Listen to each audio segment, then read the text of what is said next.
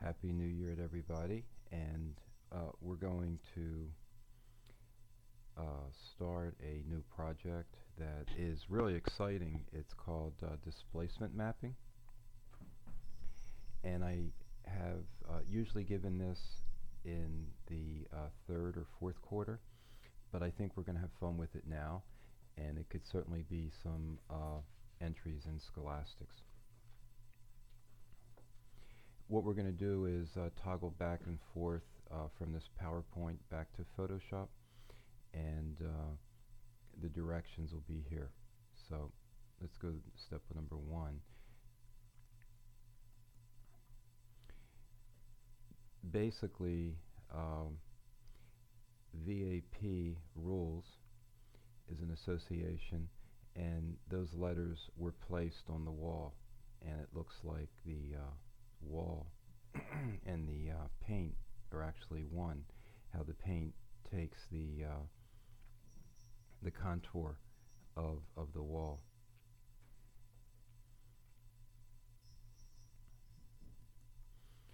And the first step is the base image is going to be the background, and our base images will start with portraits that you'll go out with the lighting and use some dramatic lighting to get some pictures of faces of one another.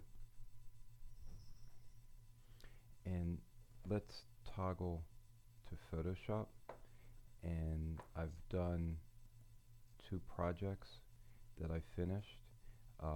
This is a face off the internet, and I believe that when you take your pictures with the lighting off camera, your dramatic lighting will enhance it that much more. And be careful your backgrounds. Don't have distracting backgrounds. Plain, bold backgrounds worked well. You found some great colors in the building with the walls in the school. And on this image right here, just to show you the power of this, once you place the object onto the face and it takes the contour, you can go to these different modes, and each mode gives you a totally different effect. And I've cleaned out the eyes. You can see the mask right here.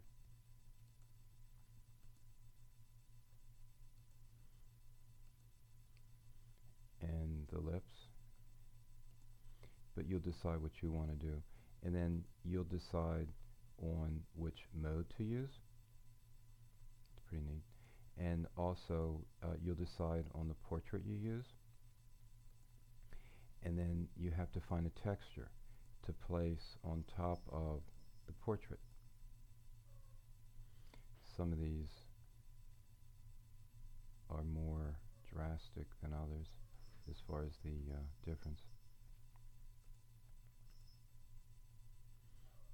Pretty neat.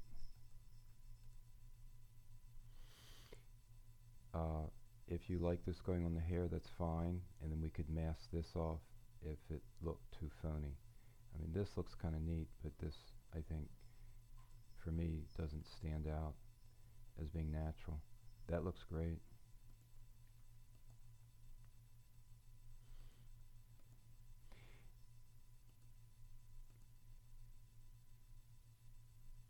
Neat. And let me show you what I started with.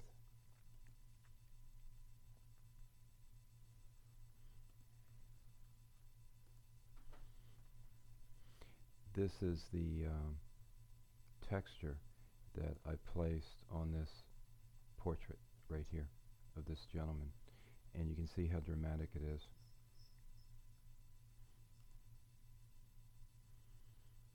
And the opacity,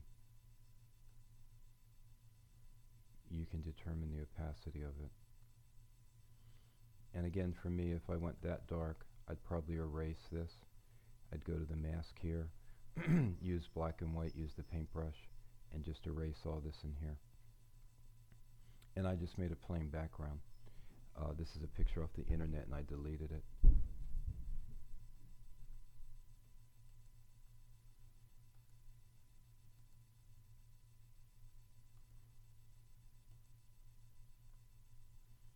That's at 2%, you see nothing. As far as the texture, obviously you can see how important that is. There are paintings in this school on the wall. You could come in with a macro. You could look at your macro pictures. Photographers do well to pre-visualize images, see them before they actually happen. And you could take an old macro shot, but I think it'd be a lot better for you if you took the macro lens and went out specifically looking for textures that you were going to place on a portrait after you take the portrait, to look at the face and to try to find something that you feel visually goes along with the portrait that you've taken. On the object, the pattern, we'll call it, that you're putting on the face, lighting is very important. So if you light it yourself, you could have side lighting, or a lot of the students in this class took very powerful macro shots just using the sun. And you were able to get really dramatic effects on the macro. And then you could place that pattern on top of the face. On our website, class website, if you take a look, the one of the student, his name is Elijah. Some of you know him. That was a great pattern that was taken off a sculpture. So if you went around the school, manhole covers, if the light was hitting it right, just objects, patterns that are not recognizable but would really be strong to place a pattern on there. So you want to get a whole file of them and just experiment with it. This is not a project that you just want to go 1, 2, 3, finish. You really want to explore it to get a lot of pictures, a lot of portraits, and a lot of patterns. And certainly to play with the modes up here. This is in the layers box. And to play with the opacity. When you save it as a Photoshop document, so when it reopens, you still have the ability to play around with the opacity and the different modes. Alrighty? Okay, so let me show you one other photo and then we'll actually demonstrate. On this photo here, letters work really well. Let's open this up. File, open.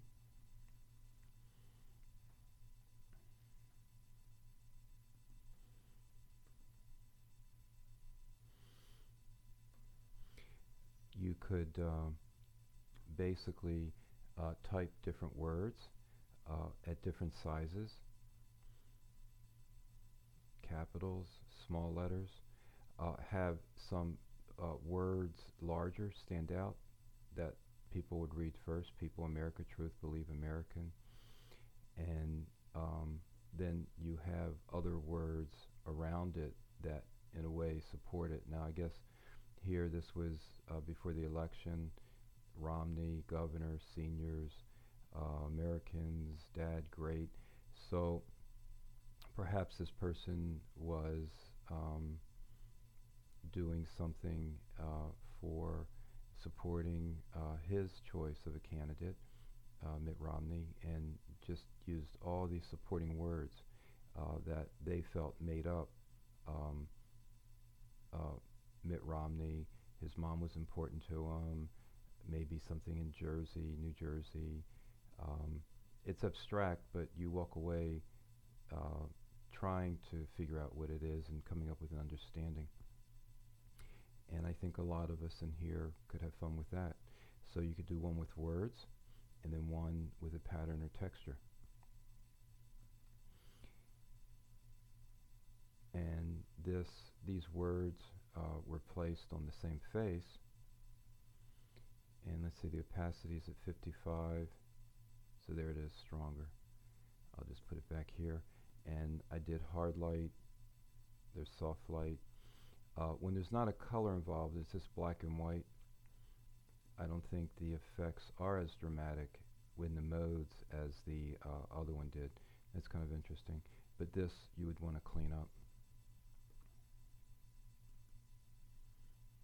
That's kind of neat. And you'd want to enlarge it and really clean it up nicely if you don't want it on the lips or on the eye. What we're trying to do is, students have over the years said this in a way looks like a tattoo, but if it goes inside the eye, then it doesn't look real. And I think hopefully you get the idea. This is a mask, and you can see the little black here where I masked out the eyes and masked out the lips. So what we'll do is we'll put these away for now.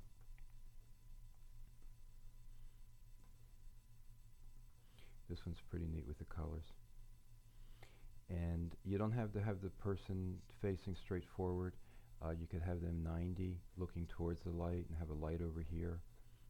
The more dramatic the lighting, the more successful your portrait is. Rules of third, certainly this is not rules of third, and dramatic lighting, and certainly this is really not dramatic lighting. They just take on a life of their own. So we'll put this away.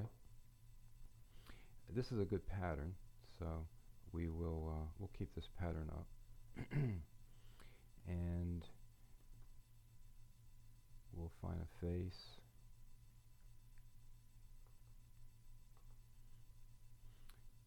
This is a cute baby.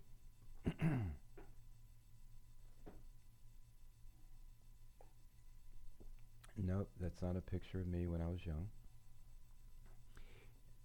But isn't that a great portrait? We have rules of third, and it's okay to cut off part of the face. The lighting's somewhat dramatic. They used a telephoto lens here because you can see the background is blurred out, and the lip is funny, and the squinting eyes are certainly pleasing to look at. The background is plain, especially with the telephoto lens. It blurs it out. So this might be a fun picture to try. And when you do your portraits, you could certainly go outside if it's not too cold. And you could experiment outside using the sunlight and also using the flash. So what we're going to do is, I hope it's not too confusing, we're going to toggle back and forth to the PowerPoint. And step one is open the base image, which is going to be our face. And in this case, it's the little baby. And we're going to open the base image and duplicate the file. And to duplicate it, we want two separate images. So we're going to go Image, Duplicate. So we'll toggle back to Photoshop. So step one is open your background, which is the face. We're going to go Image, Duplicate. We're not doing Layer Duplicate. We're going to do Image, Duplicate. And hit OK. And we know this is the duplicated image because it says Copy. So let's go back and read step two. We want to convert the duplicated file to a grayscale. We can increase the contrast, and we want to go to Gaussian blur, and we can try 6, and then we want to save it as a Photoshop file, PSD. So we've done a lot of this before, so let's go back. Well, the image is already gray, isn't it? But we want to convert it to grayscale. So what we have to do is, we've never really done this before, we've converted images to grayscale through the adjustment layer, and then you had those different colors that you could play with to increase the contrast to the face. On this, we simply go Image Mode, and this is on RGB, red, green, and blue, but we want it on grayscale. If this baby picture had been in color, it'll convert to grayscale, and it'll look like this, but we want to have it completely grayscale. And this will come up, and we want to discard the color information, and that's what that is. And then it said to go to Gaussian Blur, Filter, Blur, Gaussian Blur, and you can experiment. We're going to go with 6, but please, you can experiment with it. Maybe a bigger blur will work, maybe less of a blur. And we're going to hit OK. And now we need simply just to save this. I'm going to save it in my desktop. You would save this to your USB, so it'll be there the next class. We'll go File, Save As. And we don't want to save this as a JPEG. We simply want to save this as a Photoshop. And not a Photoshop PDF, not this, but just the simple words Photoshop, or if it comes up PSD, Photoshop document, or Photoshop. And that's there. And this is the copy, if you want to retitle that so you'll know what it is. I'll call this, we'll call this Demo Face.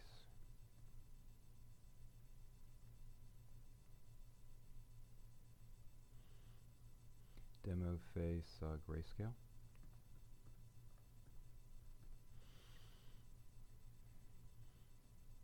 It's also nice to put these brackets in here and not have empty space. It's easier for the computer to reopen the file. And again, up here we never want to put question marks, quotation marks, other symbols that would corrupt the image. And I'll make, there's about 5 or 6 of them. I'll make them available to us. We're just going to hit save. I'm going to save it to the desktop. You would save it to your USB. Okay, so that's saved. I can close that. And now let's toggle back to step 2. So we converted it. We increased, I didn't increase the contrast.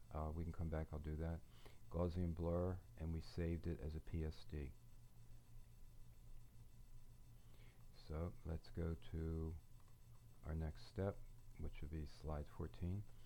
We want to open the original base image of the little child and create the top layer with the image to be displaced on the background. So basically, we're not doing walls right now, we're doing faces. So this is going to be our face.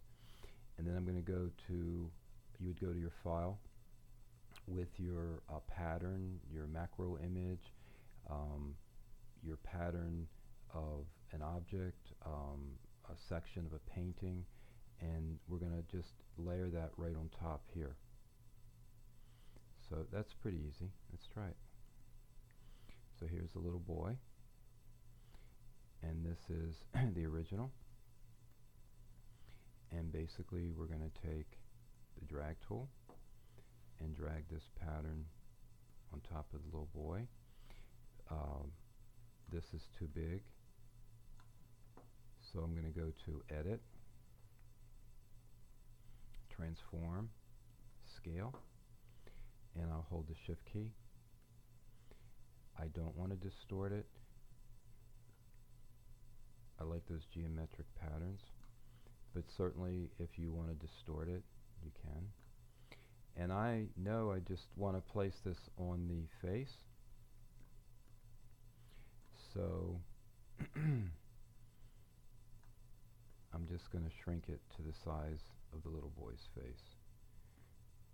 And I could distort it here, and I don't think I'm going to put it on the ear, but I'm not sure, but I'll just cover it like that. Okay? So now let's go back to our PowerPoint.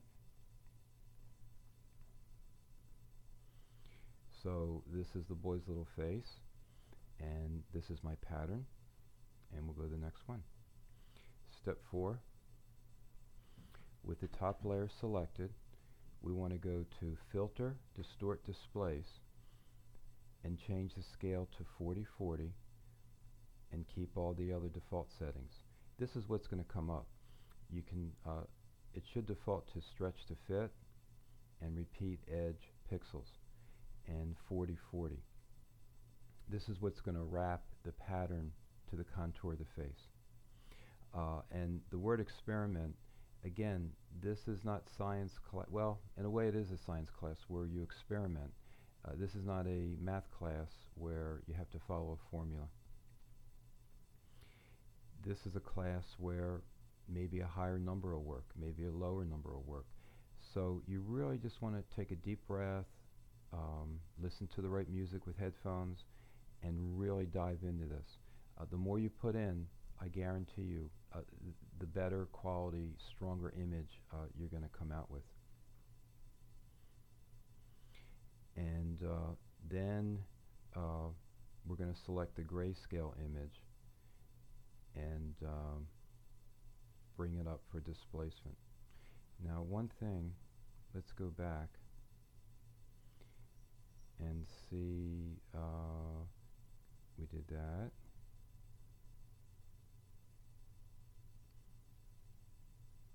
Let's go back here. Okay, 13. Here's step 14. Okay. So right now we're going to go and go Filter, Distort, Displace, and let's see what happens. So we'll go back to our image, Filter, whoops,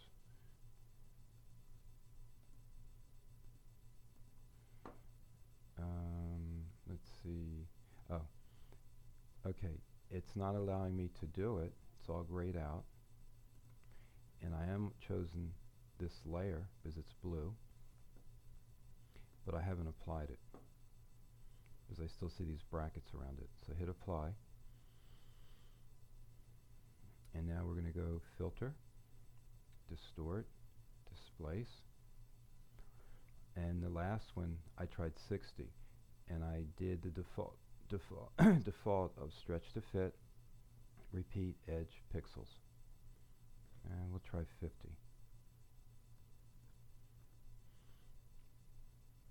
And I'll hit OK, and this will all come up. And now what I need to do,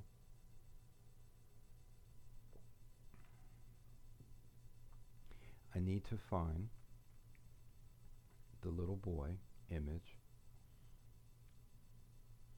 that we saved as a grayscale, which is right here, and we blurred out.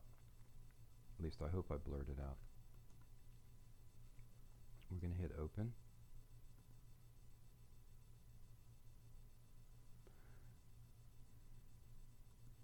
And I just want to make sure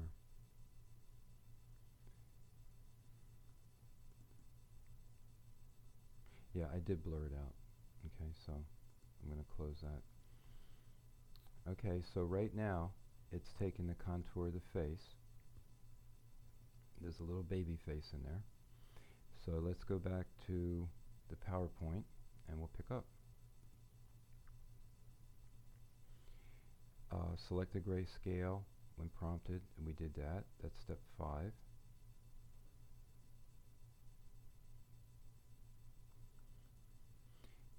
And the last step, this is where we simply play with it.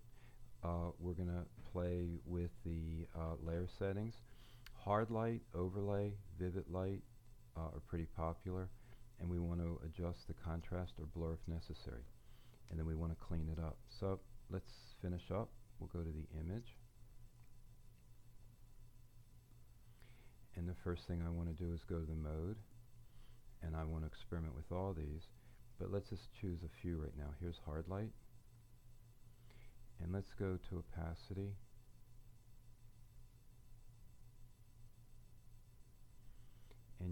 see how it takes on the shape of the face. Let's try a couple more. Soft light. Didn't work at 19, but then I maybe need to increase the opacity of it. Let's overlay. Is linear light.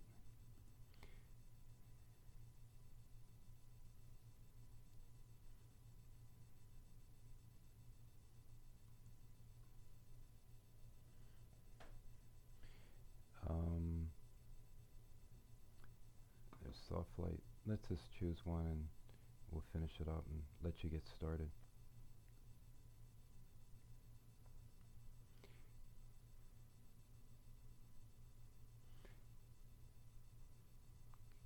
Okay, we'll go right about there.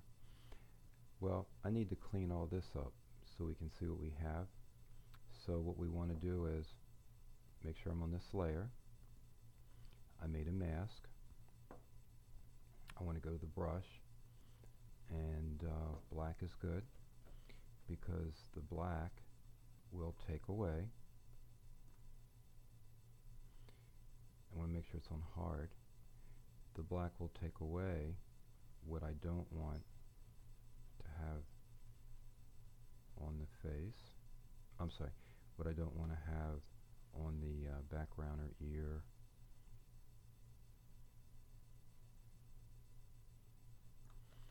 And I can enlarge this.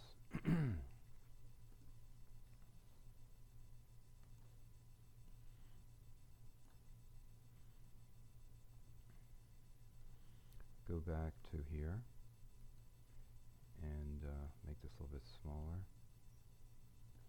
Or when you go to all the steps that you've gone to at this point, if you don't clean this out properly,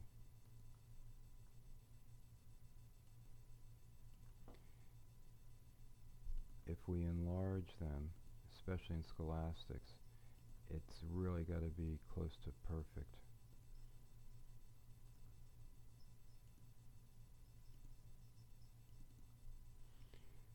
And you could take the brush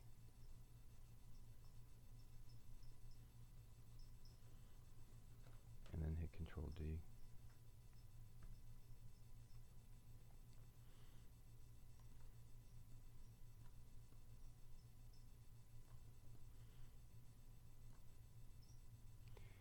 I think what I'm seeing so far is the black and white image with the baby is not as strong as the color photos were, and even though we converted it to black and white, if you start with a color image, the final image will be color.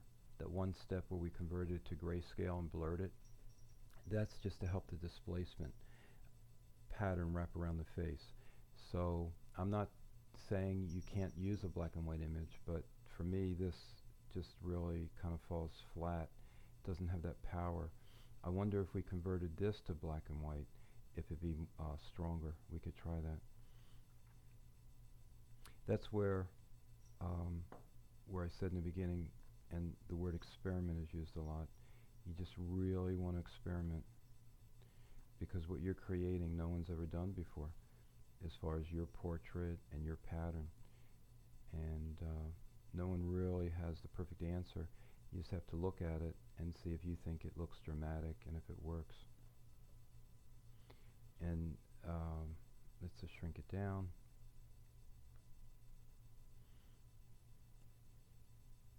I'd have to work down here to make sure I erase it.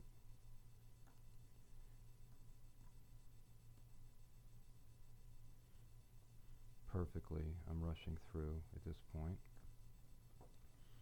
And let's just look at the image real quick.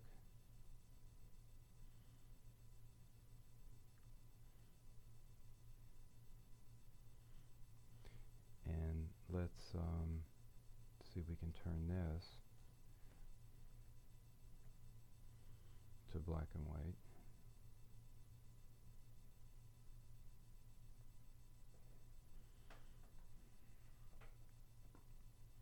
hit OK.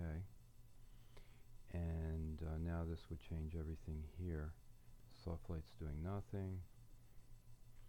There's vivid. Yeah, it's kind of neat.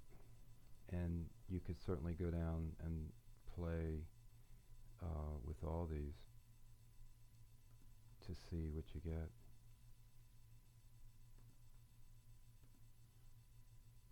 We'll keep it at that. And let's see, if I hit Command L, let's see if this is going to do anything for me.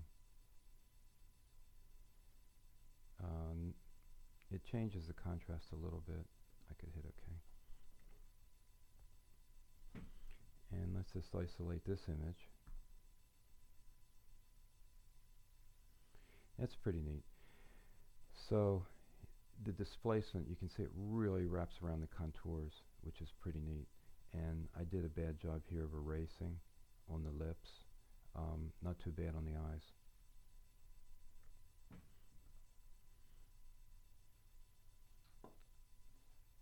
And there's that face. And this is the one that we blurred out, that I blurred out on the young man's face. So I think you get the idea. And what I'm asking is portraits, dramatic lighting, rules of third, plain background. You could try telephoto lens. You could try our new 300mm telephoto that would blur the background out. You could try our new fisheye. You could try the normal lens. Get some nice portraits, and this is great. You don't need to have the whole face in there. And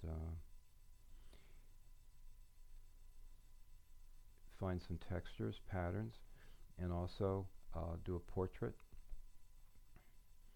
and incorporate words and wrap the words around someone's face, and hopefully we'll get some good scholastics out of this. Now in this image, if I was completely finished, I could go layer and flatten it, and then I could go to the levels and play with the levels a little bit. And we used the word contrast before. Right here, brightness, contrast. And here's the contrast.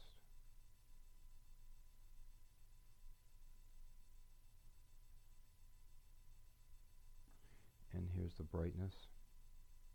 Too bright. Remember, this is backlit. If we printed these, it would even go brighter. It would go like that. It's backlit because it's on a computer. Yeah, it's a neat image.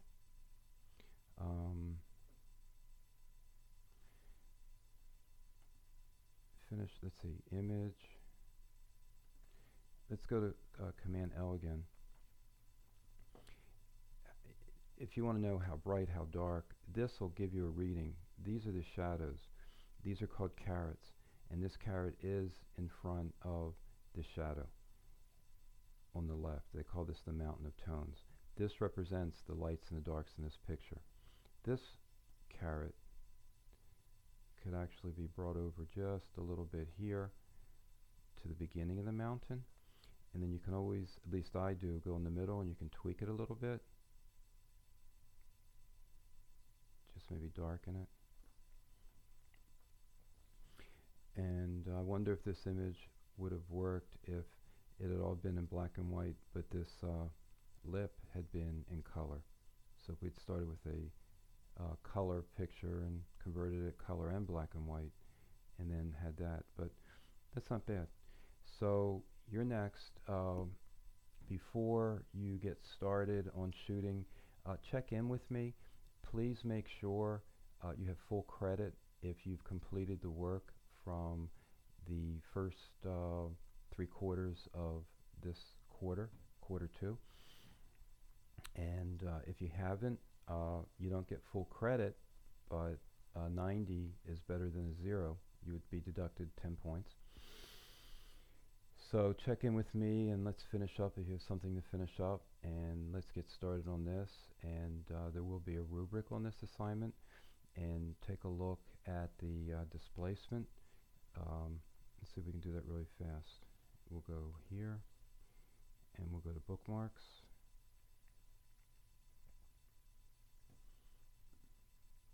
Let's bring up our class.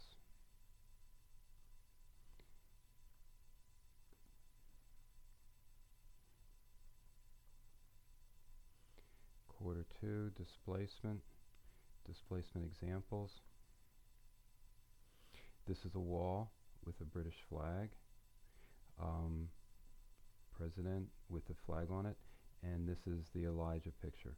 Great portrait, 90-degree lighting, and took a pattern of a sculpture and placed it on his face. I think cleaned out the eyes, but left it on the eyelid, and also left it on the lips. And let's just go back.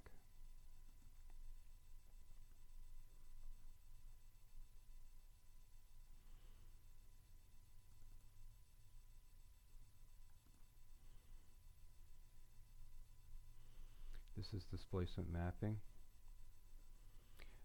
We are not going to do this right here, brick with the words no and the flag. I'd given this out last year as an example.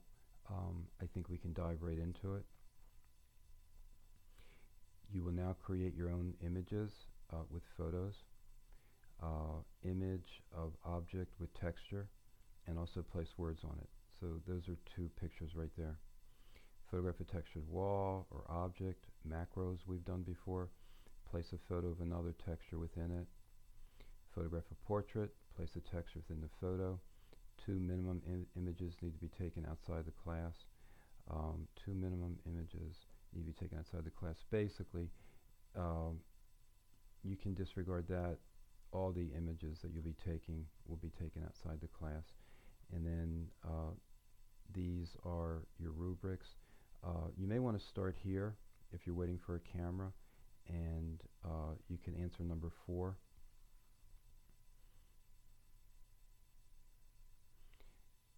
Picasso did some effects in his paintings where he would place textures on people's faces. And this is a 150-word essay right here. So looking really, I'm very much looking forward to the completion of the work. This says 5-day working class.